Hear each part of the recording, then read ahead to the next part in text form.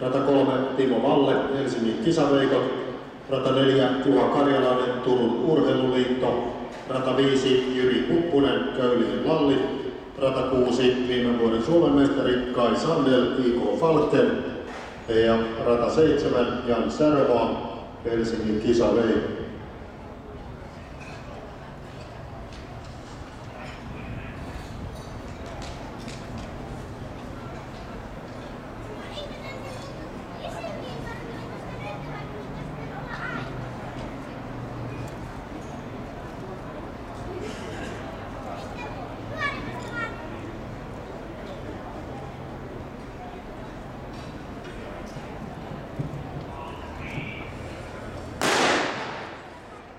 Miehen 40 vuotta 400 metriä Mikko Koli, Timo Valle, Juha Karjalainen, Jyri Huppunen, Kai Sandel ja Jan Särmoa. Ja viime vuoden Suomen mestari Kai Sandel radalta 6 aloittaa melkein kaikkien kovinta vauhtia. Hyvin tulee myös sisäradan kuntopikko ja Mikko Koli.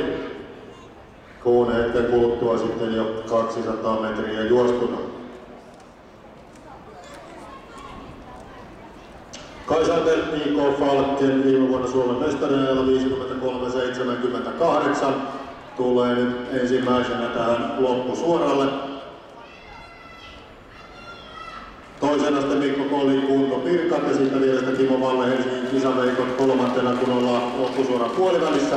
Kai Sandel, IK Falken uusii Suomen mestaruutensa.